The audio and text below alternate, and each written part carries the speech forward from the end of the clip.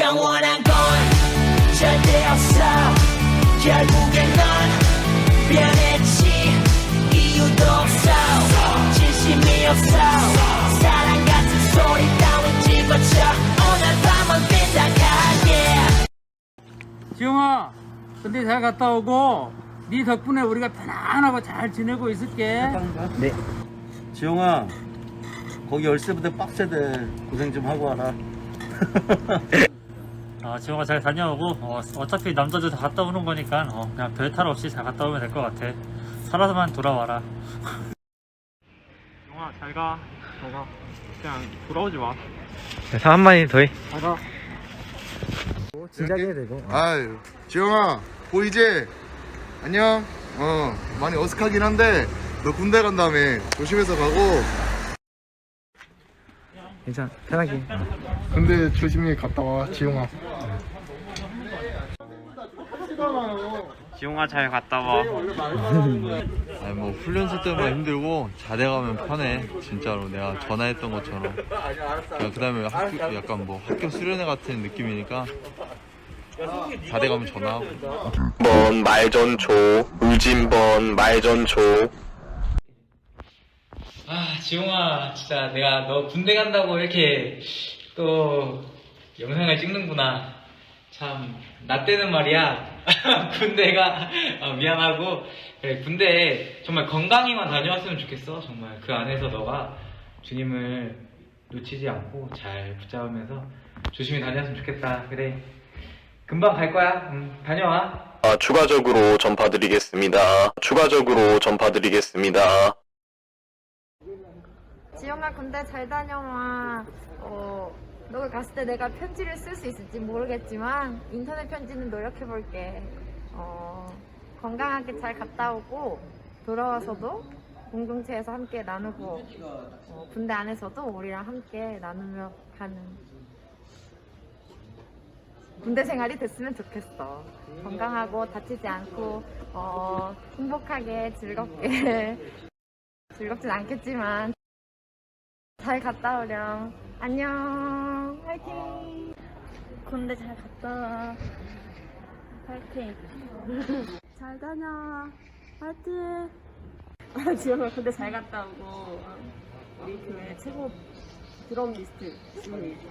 너 갔다 올 때까지만 기다린다. 우리 또 갔다 오면 같이 또 재밌게 한 맞춰서 찬양할 그날을 기다리며 근데 안전하게 다치지 않고 건강하게 잘 다녀와. 알았지? 잘 다녀와. 안녕.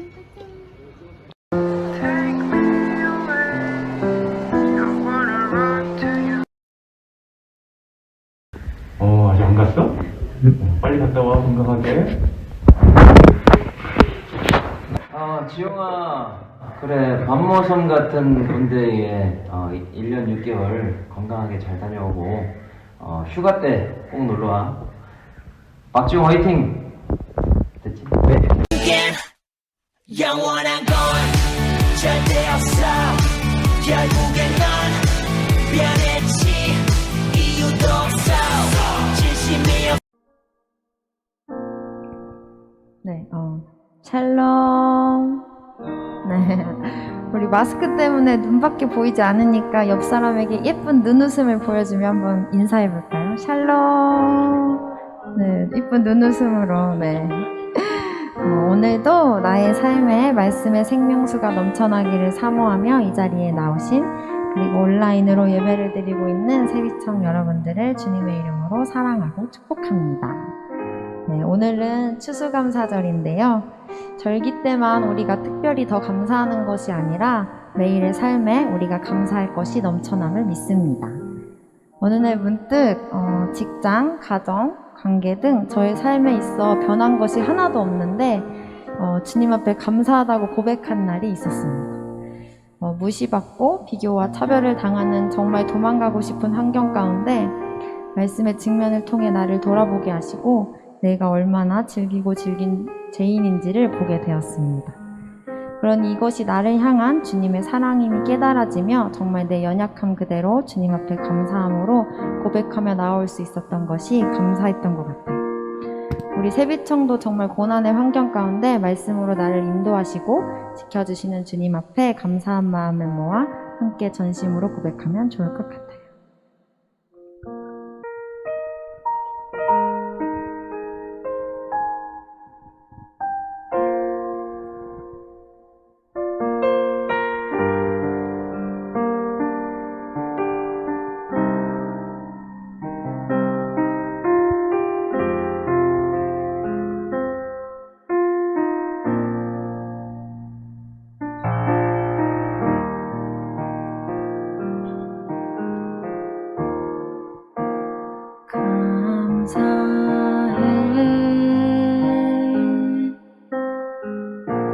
시험이 닥쳐올 때에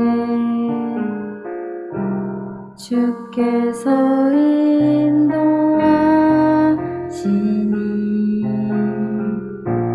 두려움 없네.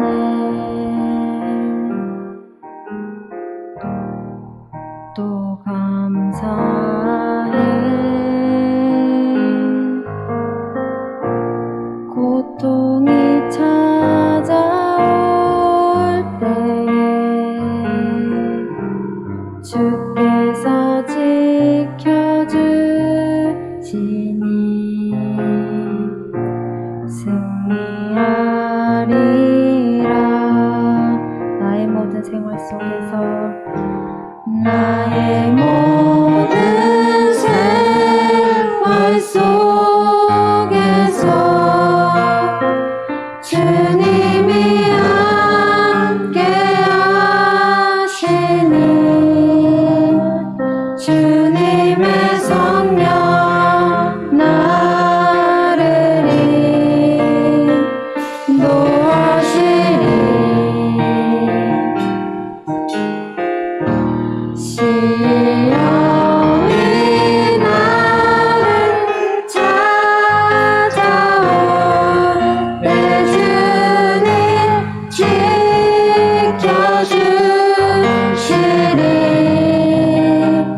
주님의 성령 나를 인도하시니. 처음부터 함께 고백합시다. 감사해. 감사해.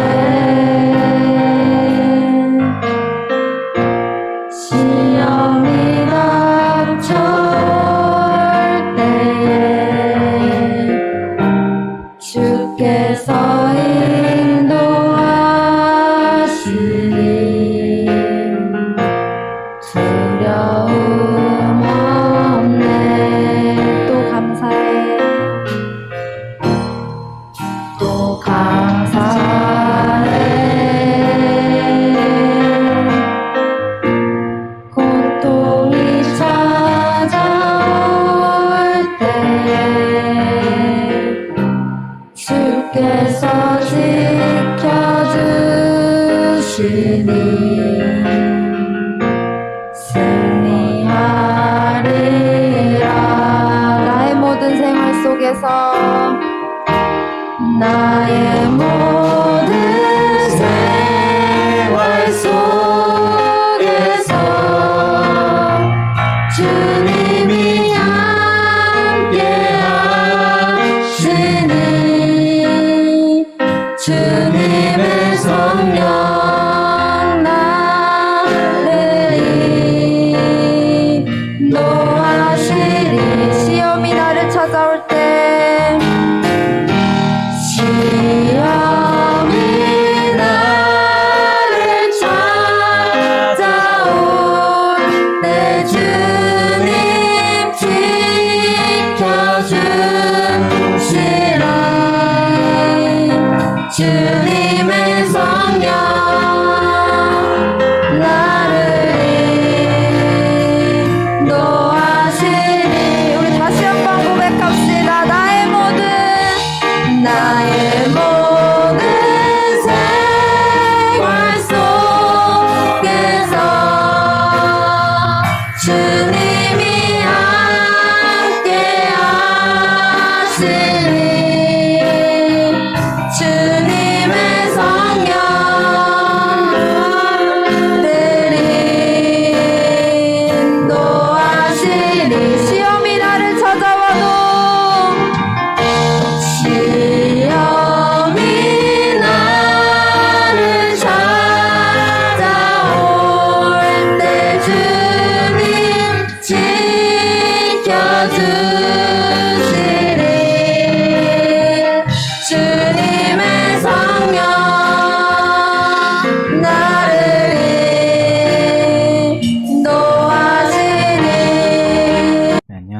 간증을 맡은 정광입니다. 오늘 추수감사절에 말씀의 열매로 간증할 수 있게 해주심에 감사합니다. 지난주 말씀에 에스겔 지성소 문지방에서 흘러나온 물이 성전 안을 채우고 이어서 바깥에까지 강을 이루는 환상을 보게 됩니다. 그 생수가 얼마나 많이 흘렀는지 발목에서 사람이 헤엄치지 않으면 건너기가 힘들 정도라고 하셨고, 죽어있던 사해와 모든 만물이 살아나는 기적을 경험하게 됩니다. 저는 태어나서부터 아파트에 살면서 남부럽지 않게 고생 없이 살았습니다. 그러나 아버지가 중장비업을 그만두시고 큰아버지의 공장에서 일하시면서 집안 사정은 점점 어려워졌습니다. 학원비를 밀리기 일쑤였고 급식비를 제대로 내본 적이 없는 형편이 되자 어머니는 가정을 살리겠다고 안 해보신 일이 없으셨습니다. 영업직, 건물 청소, 식당 일 등 열심히 하셨음에도 여전히 가정의 형편이 어려워지기만 했습니다. 결국 아버지는 큰아버지의 공장을 그만두셨고 다시 중장비 일을 시작하셨지만 오래 쉬신 탓에 일이 많이 들어오지 않았고, 어머니는 아픈 몸을 이끌고 다시 직장을 다니셨습니다. 그러한 환경에 처해 있다 보니 다른 것은 괜찮지만 저에게는 임금체불이라는 고난이 유독 견디기 힘들었습니다. 직장을 이직할 때도 욕심과 물질을 우선으로 했고, 어린 시절 어려웠던 가정 형편의 기억이 떠오르며 두려움이 떠나질 않았습니다. 이것이 저의 삶의 죽음 바다 사이였습니다. 이렇게 하기 싫은 일과 두려운 일이 바로 사람들 앞에서 겉으론 괜찮은 척 버텼지만 핑계가 많아도 도망치기 늘 바빴습니다. 돈을 쫓기 위해 코인, 주식으로 저의 사회와 같은 삶을 풍성하게 하려 했지만 더 나쁜 결과를 만들어냈고, 하나님께 투정 부리듯 이 상황 좀 해결해달라고 기도하곤 했습니다. 그러자 나의 부족한 신앙과 작은 신음에도 주님은 응답해 주셨고, 사회와 같은 죽어있는 저에게 주님은 1:1 양육이라는 생명수를 부어주셨고, 예비 리더로 사용하시며 매일 말씀의 생명수를 부어주시고 계십니다. 그러나 주님은 생명수를 흘러보내 회복되고 좋은 환경이 살아나게 하셨지만 저는 여전히 제단을 통과하지 못하여 나의 죄를 회개하지 못하고 있습니다. 여전히 세상의 욕심이 주식과 코인을 끊어내지 못하고 주님의 심판인 직장의 고난을 해석하지 못하며 세상을 두려워하고 있는 죄인입니다. 그러니 당연하게 저는 주변 사람들을 살리지 못하고 혼자 살기 바빴고, 나의 생명수는 사람이 헤엄치지 못하는 것이 아니라 발목밖에 오지 않는 발목 신앙이었음을 고백합니다. 그렇게 제가 주변에 있는 사회와 같은 친구들을 외면하게 되고 직장 동료를 외면하게 되며 전도를 한다는 것 자체가 너무 큰 두려움으로 다가왔습니다. 그리고 나에게도 사회와 같은 시기가 있었고 그것을 회개하지 못하니 내가 감히 누구를 살릴 수 있을까라는 의문이 빠져 있었고, 의문이 들어 주님께 기도하며 구하게 되었습니다. 결국 나의 힘이 아닌 주님께 의지하며 나의 힘으로는 불가능하다는 것을 느끼고 고백하게 되었고, 비로소 주님은 나의 실체를 드러나게 하셨습니다. 그렇게 발견한 제 모습에 물질의 욕심, 성공 욕구, 인정 욕구를 내려놓으며 그동안 부끄럽고 허세가 많아 핑계를 댔고 도망치기 바빠 나누지 못했던 나의 고난들이 이제는 해석되며 사람들 앞에 나누어 가기를 원합니다. 내가 스스로 열매 맺지 못하는 것을 주님이 잘 아셔서 나를 세배청에 보내셨고, 말씀의 생명수를 통해 열매를 맺게 하시고 잎사귀를 통해 약재를 나눌 수 있게 해주십니다. 오늘 이 말씀을 통해 간증을 하시는 것 또한 정말 우연이 하나도 없이 나에게 말씀하시는 하나님의 계시를 보게 됩니다. 어머니의 질병, 아버지의 실패, 제 자신의 임금체불 등 저희 가정에 잎사귀와 같은 약재료가 많았음을 깨닫게 되었고, 늘 부끄러워했던 나의 고난이 이제는 잎사귀와 같은 약재료로 쓰임받아 정말 나만 살아가는 인생이 아니라 주변 환경까지도 회복시킬 수 있는 주님의 사명 감당할 수 있기를 간절히 소망합니다. 또한 여전히 끊어내지 못하는 물질의 욕심을 끊어지고 죽으면 다시 살아나게 될 세상의 것에 열심이 아니라 영원한 나라의 주인이 되신 주님의 사명에 충성하며 이 땅에 나를 보내신 이유를 깨닫고 유익과 회복의 생명수가 넘쳐나는 저와 세비청 모두가 될 수 있기를 기도합니다. 요즘 아들 루민이가요, 예, 말이 많이 늘었습니다. 그래서 웬만한 거는 다 알아듣겠는데 간혹 듣다 보면 이게 무슨 말이지 하면서 모를 때가 있습니다.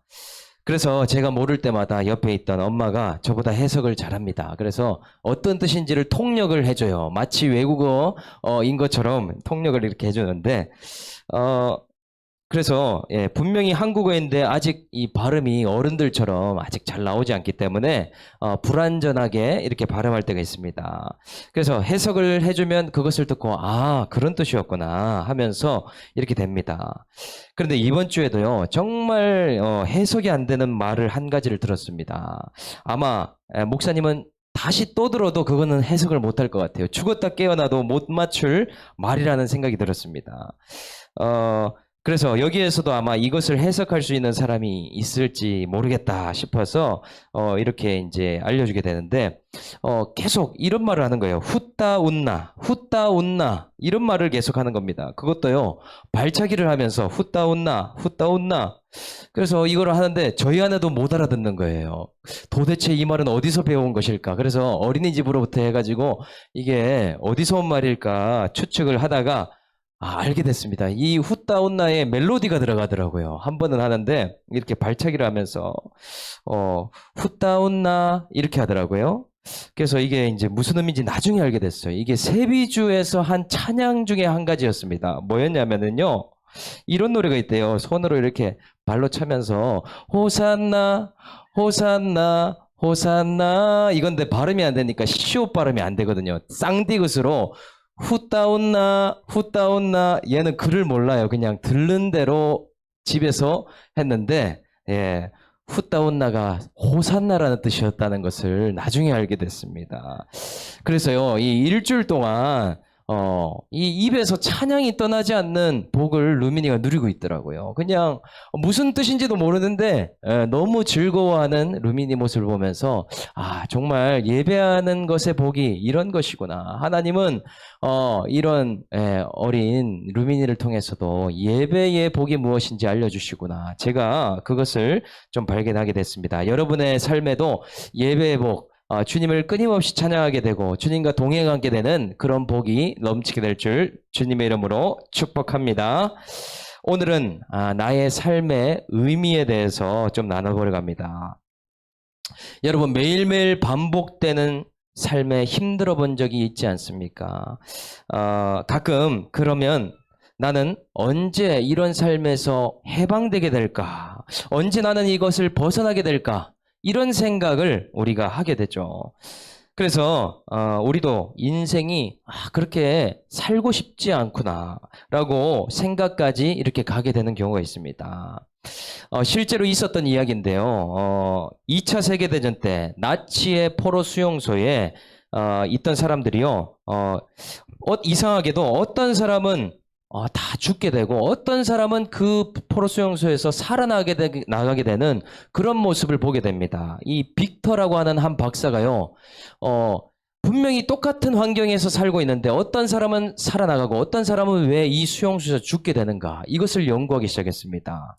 그런데 죽는 사람과 사는 사람의 차이는 딱 한 가지였다라고 이야기를 하더라고요. 뭐냐면 놀랍게도 그 차이는 자신의 삶의 의미를 갖고 있느냐 없느냐, 분명한 인생의 목적이 있느냐 없느냐에서 그 수용소에서 죽기도 하고 또는 끝까지 살아서 나가는 경우들을 보게 되었다라고 말하는 것을 봤습니다. 여러분 신기하지 않습니까? 사람이 살고 싶지 않고 몸의 면역력이 다 떨어져 가지고 이렇게 힘들어지게 되는 원인이 무엇이냐? 내 인생의 의미를 도대체 알 수 없을 때 그렇게 되더라는 것이죠. 사람이 시름시름 죽어가게 되고 이렇게 힘들어지는 것이 나의 인생에 가치가 없다라고 느껴질 때, 그리고 가치 없는 것에 복종하게 될 때 이렇게 된다라는 것이죠. 그래서 자녀들을 이렇게 힘들게 하고 또 우리의 인생이 힘들어지게 하려면 뭐냐면 말씀과 주님이 아닌 다른 아주 하찮은 것들에 복종하는 인생을 살게 되면 우리의 인생은 정말 삶의 의미를 잃어버리게 된다라고 말할 수 있습니다. 목사님도 예전에요, 이 은행 알바를 이렇게 하게 된 경우가 있었는데 무슨 알바를 하냐면은 이 은행에 이 전단지 1000장을 가지고 와가지고 도장을 찍는 일을 합니다. 이 한 장 한 장 넘기면서 도장을 찍는데 100장을 찍고 200장을 찍는데 도대체 이 일은 왜 언제 끝나는가? 나는 왜 이 도장 찍는 이 돈 몇천 원을 벌기 위해서 이 일을 하고 있는가부터 해서 나는 정말 쓸모가 없는 인생인가 보다. 왜 이 단순 알바를 해가지고 내가 이렇게 무의미한 시간을 보내는가? 막 이런 생각을 한 적이 있습니다. 여러분 마찬가지지 않겠어요? 예. 또 이제 여기 며칠 있으면 이제 군대 가는 우리 지용이도 있지만은 군대에 가면 그렇게 달력을 동그라미 쳐가면서 숫자를 그렇게 이렇게 매기는 이유가 뭡니까? 그 안에 있는 시간이 무의미하고 무가치하게 느껴지기 때문에 그렇다라는 것이죠. 그래서 오늘 다람쥐가 쳇바퀴 돌아가듯이 그렇게 무의미하다라고 느끼는 오늘 사람들이 있을 거다라는 것입니다. 그런데 오늘 말씀에요. 놀랍게도 오늘 사도 요한이 비슷한 환경에 있는 것을 우리가 볼 수 있어요. 정말 수용소와도 같고 감옥과도 같은 그곳에 오늘 요한이 놓이게 됩니다. 그런데 놀라운 두 가지 점이 나오는데 이 아주 오랜 시간 포로와 같은 이 감옥과 같은 곳에 있는데 이 요한이 죽지 않는다라는 사실 한 가지와 그곳에서 삶의 의미를 발견하게 된다라고 오늘은 이 본문에서 말씀하고 있습니다. 오늘 우리는 무의미한 인생을 어떻게 의미 있는 인생으로 바꿔갈 수 있을까요? 오늘 그것을 이 말씀으로 함께 나눠보겠습니다. 오늘부터 요한계시록의 말씀이 시작됩니다. 올해 마지막은 이 성경의 모든 성경의 마지막인 요한계시록과 함께 하게 될 것 같습니다.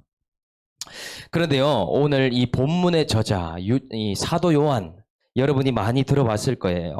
참 하나님은 각자의 기질에 맞게 쓰시는 것을 보게 됩니다. 제자 중에서도 이 가장 성격이 다른 두 사람 하면 베드로와 요한이죠. 베드로는 주님에 대한 사랑이 있었지만 참 성격이 급하고 허세도 많고 절대 주님을 부인하지 않겠다고 하면서도 환경에 쉽게 넘어가는 모습을 우리들이 봤습니다. 그래서 예수님을 잡으러 왔을 때, 군인들이 잡으러 왔을 때도 칼로 말고라는 사람의 귀를 잘랐지만 정작 닭이 울 때 자기가 주님을 3번 부인하는 그런 일을 행했죠. 그런데 이 베드로와 가장 이제 비교하기 쉬운 것이 요한이지 않겠습니까? 어쩌면 경쟁하고 비교의식에 꽉 차 있을 수 있는 사람. 그래서 예수님께서 베드로에게 너는 젊었을 때 네가 원하는 대로 띠띠움을 당하고 갔지만 네가 늙어서는 사람들이 네가 원치 않는 곳에 띠를 띄워서 데리고 갈 것이다. 이런 의미심장한 말씀을 하십니다. 그러니까 대번에 베드로가 예수님에게 이렇게 묻죠.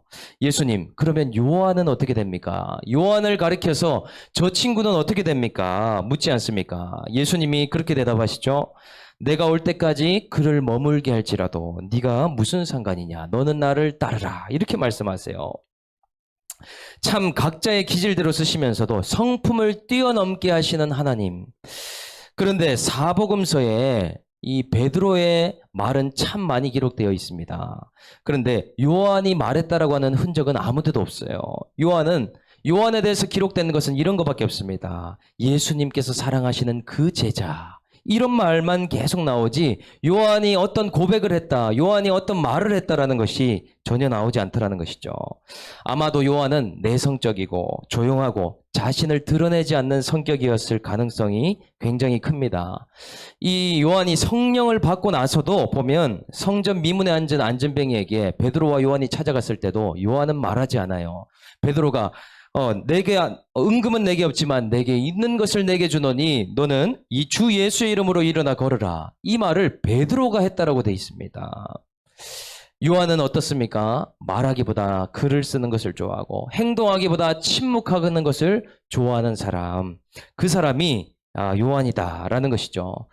그런데 오늘 이 요한에게 오늘 본문에 이상한 점이 나타납니다. 이 요한이 정말 우연처럼 반모섬이라는 감옥과 같은 환경에 들어가게 되는데 그곳에서 나오려고 하는 행동이 보이지 않는다는 거예요. 그렇다고 해서 그곳에서 죽지도 않습니다. 도대체 이 요한은 오랜 시간 반모섬에 있으면서 무엇을 했을까? 이 요한이 예수님을 사랑하고 또 예수님이 사랑하는 제자니까 그곳에서 기적처럼 빨리 나오게 해주거나 아니면 너무 고생하고 있으니까 빨리 제자들처럼 천국으로 데려가 주셔야 되는 거 아니겠습니까? 다른 제자들은 다 짧고 굵게 십자가에서 처형당하면서 순교를 했는데 요한만 죽지 않고 아주 가늘고 긴 실처럼 이 인생을 밤모섬에서 낭비하고 있는 것처럼 보인다는 거죠. 그러면 여러분이 요한이라면 불평이 나오지 않겠어요? 다 제자들은 그렇게 순교했는데 왜 하나님 저를 밤모섬에 두십니까?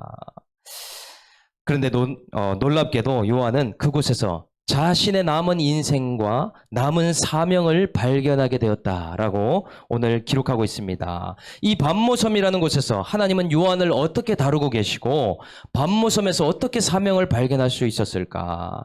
먼저 첫 번째는 이 밤모섬은요, 이 요한으로 하여금 진정성 있는 편지가 되게 하는 환경이었다라는 사실입니다. 우리 9절을 같이 한번 읽어보겠습니다. 9절 우리 띄워주시면 읽겠습니다. 시작. 나 요한은 너희 형제요 예수의 환난과 나라와 참음에 동창하는 자라.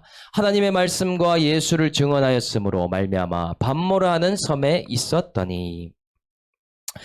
사도 요한은요, 그냥 존재 자체만으로도 어마어마하게 존경받는 인물이었습니다. 여러분, 왜 그렇겠습니까? 12제자 중에 유일하게 생존하고 살아남아 있는 수제자였기 때문이에요.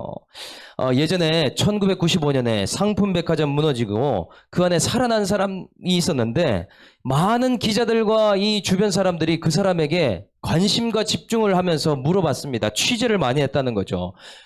그 사람에게 가서 백화점 무너질 때 어디에 있었습니까? 어떻게 살아남을 수 있었습니까? 그리고 당신과 함께 갔던 사람들은 같이 생존했습니까? 막 이런 질문들을 끊임없이 하는 것을 우리들은 봤습니다. 생존자를 보면 그 사람에게 궁금한 것들이 생긴다는 거죠. 오늘 이 요한이 그렇지 않겠습니까? 예수님의 제자인 사도 요한님, 당신은 예수님의 수제자이니까 예수님의 이름을, 예수님의 그 목소리를 들어봤습니까? 예수님은 어떤 분이셨습니까? 예수님이 부활할 때는 어떤 모습으로 올라가셨습니까?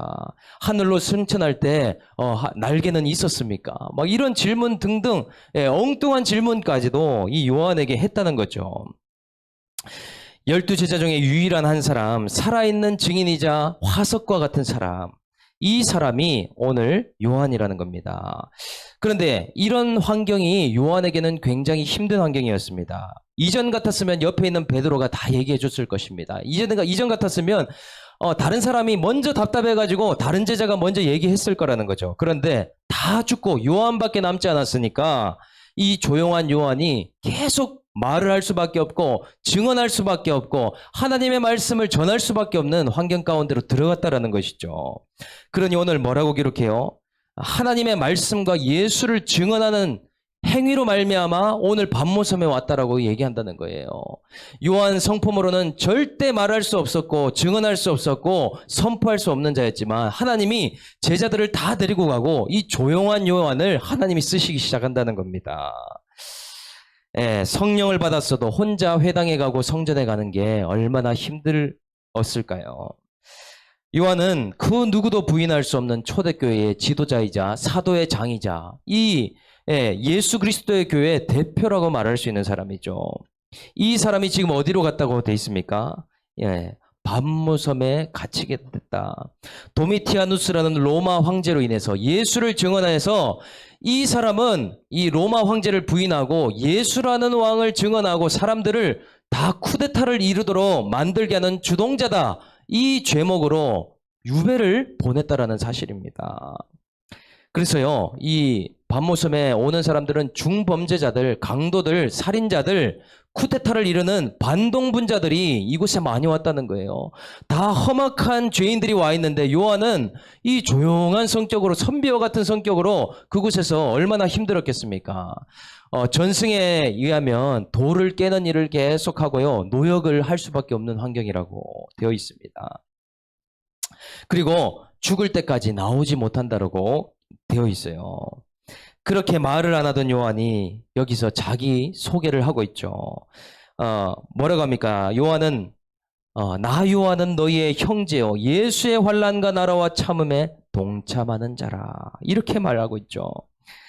예, 이 요한이 숱한 고난의 사건들과 환경들을 통해서 이제 자신의 정체성이 무엇인지 이 반모섬에서 기록하고 있습니다. 나는 예수로 말미암아 환난당하고 하나님 나라로 말미암아 이 반모섬에 갇히는 일을 당하고 있다.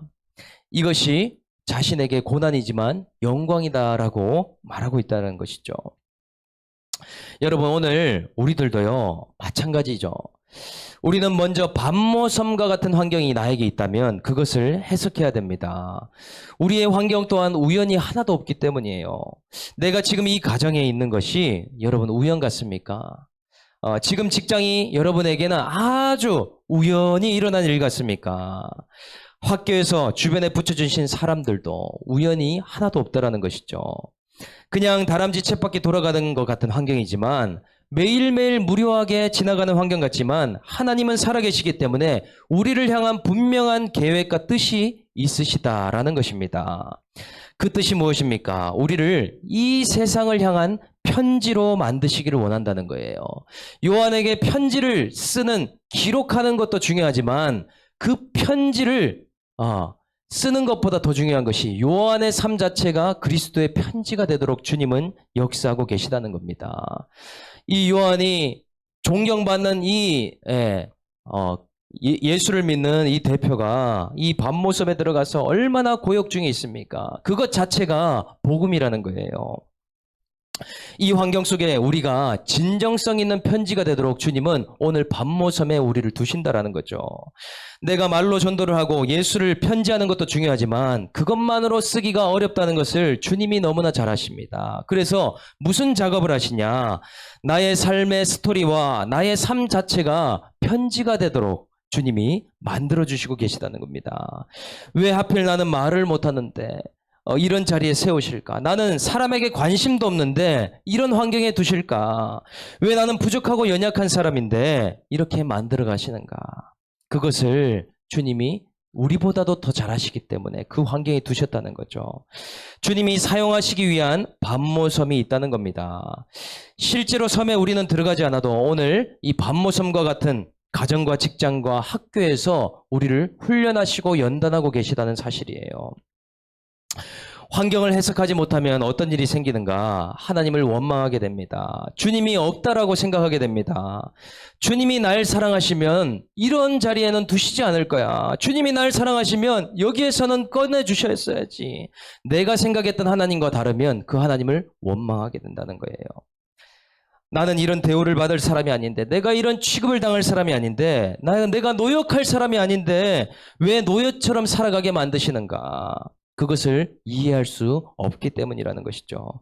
거기서 무엇을 준비시키십니까? 내가 정말 말하지 않는 사람이고, 내가 이타적이지 않는 사람이고, 관계하지 않는 사람이고, 그런 사람인데 오늘 요한처럼 나 요한은 그리스도 안에서 형제니, 너희들의 형제니, 우리를 형제 의식을 갖게 만들고 옆에 있는 사람의 고난이 나의 고난같이 만들고 그리스도를 믿는 믿음 안에서 하나 되도록 계속 만들어가고 계시다라는 겁니다. 인간의 죄성은 나밖에 모르는 것으로 나타나지 않습니까? 예수를 믿고 고난을 당해보니 별 인생이 없고 나의 고난이 바로 남의 고난이었고 남의 고난이 바로 우리들이 겪는 고난이었다는 것을 보게 된다는 것이죠. 그래서 주님 안에서 성격과 기질이 달라도 본질 안에 있으면 하나라는 것을 우리는 발견하게 된다라는 것입니다. 그래서 우리를 진정성 있는 고백을 하게 하십니다. 말을 못해도 괜찮습니다. 조용해도 괜찮아요. 내가 못하는 것이 너무나 많아도 괜찮습니다. 반모섬을 통해서 요한을 오늘 만들었듯이, 요한을 편지로 하나님이 다듬어 가듯이 우리를 자신의 이런 소개를 하면서 자신이 당하고 있는 고난들을 솔직하게 얘기할 수 있는 그 한 삶으로 오늘 우리들을 만들어 가신다는 거예요. 오늘 저와 여러분들이 이 요한과 같은 반모섬을 해석할 수 있기를 주님의 이름으로 축복합니다. 그것을 통해서 계시록을 완성시킨다는 겁니다. 내가 편지가 되고 내가 쓰는 글과 내 말이 편지가 되게 해서 이론론으로 나아갈 수 있도록 하나님은 그 작업을 하고 계시더라는 것이죠. 오늘 이 반모섬의 이 의미가 두 번째가 무엇이겠습니까? 반모섬은요, 말씀이 임함으로 사명을 발견하는 장소다라는 사실입니다. 우리 10절을 다 같이 한 목소리로 읽어보겠습니다. 띄워주시면 시작. 주의 날에 내가 성령에 감동되어 내 뒤에서 나는 나팔 소리 같은 큰 음성을 들으니. 아멘. 요한은 이 반모섬에요, 몇 살까지 있었냐면 90세까지 반모섬에 갇혀 있었습니다. 베드로나 다른 사도들은요 60세쯤에 평균 60 정도에 다 십자가에서 순교했어요. 젊은 나이에 순교한 게 아니죠. 30세에 부름받아서 31세 이럴 때 부름받아서 주님과 3년 동가고 나머지 20몇 년을 사역을 하다가 이 로마 황제에 의해서 붙잡혀서 다 십자가에 거꾸로 매달리고 이 생사를 짓뜯겨가지고 죽임당하고, 또 어떤 사람은 이 삼지창에 찔려서 죽고, 이 제자들이요 다 하나같이 순교하게 됩니다. 그런데 아주 오랜 시간 동안 사명이 끝날 때까지 죽지 않는 한 사람, 이 사람이 오늘 사도 요한이죠. 94세에 죽게 됩니다. 이 요한계시록을 다 쓰고 반모섬에서 나와서 예루살렘으로 다시 와서 죽게 됐다는 거예요. 사명이 끝날 때까지는 결코 죽지 않습니다. 여러분, 오늘 백신 맞다가 오늘 죽는 사람들이 많고, 코로나 때문에 죽고, 또 앞으로 우리가 내일 일을 알지 못하고 언제 죽을까 생각하고 있는데, 우리는 사명이 끝날 때까지 죽지 않는다는 사실을 여러분 깨달을 수 있기를 주님의 이름으로 축복합니다. 그래서 걱정할 이유가 없어요. 오늘 내가 한 가지 사명을 감당할 때 하나님이 나를 붙들고 계시다는 것이죠. 그래서 이러한 환경에서 요한이 어떤 기도를 해야 되겠습니까? 만약 요한이 기복신앙을 갖고 있었다면 90세쯤 됐을 때는 이제 이렇게 기도하지 않겠어요? 반모섬에 언제까지 두실 것입니까? 주님, 이제는 제가 이제 힘이 하나도 없습니다. 90세가 되었으니 주님 빨리 끄집어내 주십시오. 그래서 이제는 돌 깨는 노역을 못하겠으니 주님 저를 좀 불쌍히 여겨주세요. 이 채석장에서만큼은 빼주세요. 이렇게 기도해야 된다는 것이죠. 그런데요, 오늘 요한에게 놀라운 일이 일어납니다. 이 환경에서 지금 요한이 어떤 일이 일어났다고 해요? 아이러니하게도 성령에 감동되어서 주의 계시를 경험하는 환경이 이 반모섬의 환경이었다라고 얘기한다는 거죠. 얼마나 갈등 충만하겠습니까? 이 존경받는 사람이 이 노예 취급당하면서 이 채찍을 맞으면서 돌을 깨려고 하니 얼마나 힘든 일이겠어요. 회피하고 싶고 도망치고 싶은 환경이 아니겠습니까?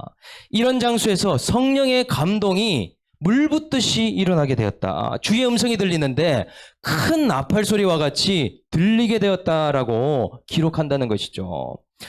요한은요, 이 반모섬에서 이 다른 사도들에겐 주지 않았던 독특한 사명을 한 가지를 발견하게 되었다는 거예요. 자신의 이 사명이, 정체성이 서기관이었다라는 것을 발견하게 돼요. 하나님의 이 말씀을 대언해서 써야 되는 서기관의 사명이 있고, 편지를 보내야 하는 발신자의 사명이 있다는 것을 이 반모섬에서 보게 되었다는 것이죠. 그래서 주님이 요한에게 말씀하지 않습니까? 내가 너에게 보여주는 것, 들려준 것을 기록해서 7 편지에 너는 전해야 되는 사명이 있다. 너는 이것을 편지해야 되는 마지막 남은 사명이 있다. 그것을 말씀하시더라는 겁니다. 그래서 요한에게 이 반모섬에 있으면서 많은 것들을 깨닫게 해주십니다. 내가 그것을 위해서 너를 반모섬에 보낸 것이다. 그렇기 때문에 너는 여기서 나가면 안 되고 이 요한계시록이 완성될 때까지는 이 자리에 있어야 된다. 내가 그 사명이 끝날 때 너를 내보낼 것이다. 그런데 그 전까지는 못 나간다. 요한은 이 사명이 끝날 때 나가게 되더라 하는 것입니다.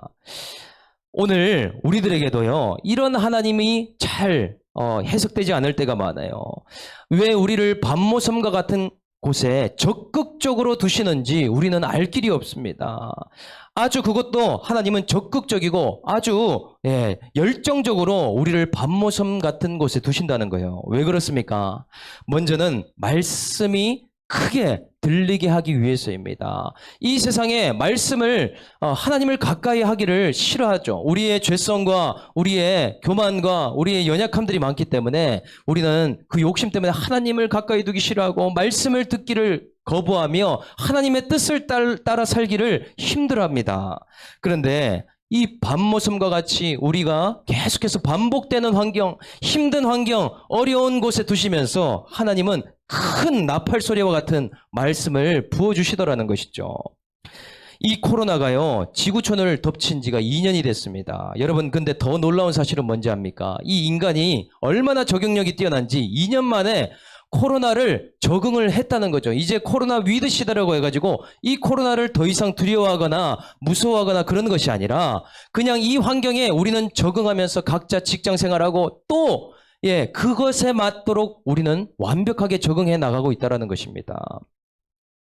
여러분, 코로나가 없었다면 돈을 더 잘 벌을 수 있습니다. 경기가 더 좋아서 우리가 뭐 더 많은 것들을 얻을 수 있습니다. 좋은 차와 집을 얻을 수 있습니다. 그런데 그런 인생살이가 내 마음대로 되었다면 여러분, 말씀이 전혀 들어갈 수 있는 바늘구멍만한 구멍이 하나도 없더라는 것이죠. 말씀을 들을 생각을 할 수 없고 하나님께 나아가야 되겠다라는 생각도 하지 못하며 회개의 회자도 우리가 생각할 수 없는 그런 모습이더라는 것입니다. 하나님이 우리를 너무나 잘 아시기 때문에 이런 자리에 두신다는 것이죠. 그래서 우리의 인생의 영적인 의미가 무엇입니까? 우리 인생의 영적인 의미는 바로 밤모섬이에요. 평생 동안 종류와 장르만 달랐지 밤모섬에 여러분들은 갇혀 있다는 사실을 아십니까? 결혼을 하면 괜찮겠지, 취업을 하면 괜찮겠지, 내가 무엇인가를 가지면 괜찮겠지 하지만 우리의 인생의 영적인 의미는 밤모섬이라는 사실이에요. 크고 작은 변화들이 있지만 우리는 어떠한 바운더리 안에서 하나님의 뜻과 연결되어 있지 않으면 계속해서 인생은 고통의 연속이라는 사실입니다. 여러분, 그 환경에서 우리는 적극적으로 무엇을 깨달으며 나가야 됩니까? 주님의 계시와 말씀이 임하는 자리에 우리는 그 자리를 사수하면서 가야 된다는 사실이죠. 그렇지 않으면은 우리는 주님과 연결되지 못해서 나에게 주신 독특한 사명을 평생 깨닫지 못하다가 그냥 내 인생의 행복을 얻지도 얻을 수도 없는 그 행복을 쫓다가 끝나게 되더라라는 것입니다. 향방 없이 흘러가게 되더라는 것입니다. 오늘 우리가 깨달아야 될 것이 무엇인가? 오늘 이 밤모섬에서 주의 말씀의 계시가 나팔 소리와 같이 크게 울려 퍼질 수 있는 저와 여러분들의 인생이 되기를 주님의 이름으로 축복합니다. 그래서요, 목사님도 저의 밤모습을 생각해 봤어요. 목사님의 표면적인 밤모습은 여기 중위층입니다. 중위층에는요, 주중에 아무도 방문하는 사람이 없어요. 여기는 창문도 없습니다. 도박하는 곳에는 창문이 없다라고 하죠. 목사님의 사무실에도 창문이 없어요. 밖을 볼 수 없습니다. 환기시킬 수 없습니다. 주중에 누가 찾아오느니 아무도 없어요. 그런데 그 환경에 하나님, 나를 왜 두셨어요? 이런 기도가 마음속에 울려 퍼지는 거예요. 근데 주님이 뭐라고 하신지 아십니까? 네가 여기에 있어야 너의 전하는 편지가 더욱더 진정성 있는 편지가 되고 네가 이곳에 있어야 내가 계시하는 것들을 들을 수가 있으며 내가 원하는 편지를 전달할 수 있는 자로 내가 만들 수 있느니라. 그렇게 말씀하시는 하나님을 제가 이 중위층에서 만나게 된다는 것이죠. 여러분, 나 혼자만의 절대적인 시간, 하나님과 그 소통하는 시간, 연결되는 시간이 있지 않고서는 우리가 이 땅에서 사명을 감당하는 인생이 될 수 없다라는 사실입니다. 여러분, 오늘 우리가 꽉 막힌 밤모섬에 있는 것 같이 그렇게 힘든 환경에 있는 우리 지체들이 있습니까? 아무도 도와주지 못하는 환경에 있는 사람들이 있습니까? 그런 곳에 여러분 파묻혀 있다면 오늘 하나님의 음성을 좀 들어보십시오. 하나님의 말씀하시는 그 계시의 말씀을 들어보십시오. 여러분, 그곳에 여러분을 향한 하나님의 뜻이 있을 줄로 믿습니다. 여러분을 향한 계시가 있을 줄 믿습니다. 오늘 이 코로나 시대를 향한 말세를 향한 하나님의 독특한 그 사명이 여러분의 삶에 울려 퍼질 수 있는 우리 세비청 모두가 될 수 있기를 주님의 이름으로 축원합니다. 공동체 고백을 드리도록 하겠습니다. 밤모섬에 갇혀도 말씀을 붙잡고 예수를 증언함으로 예수의 환난과 나라와 참음에 동참할 수 있었다고 말씀하십니다. 그럴 때 주님이 자신 뒤에 계심을 알고 나팔 소리와 같은 주의 큰 음성을 요한은 듣습니다.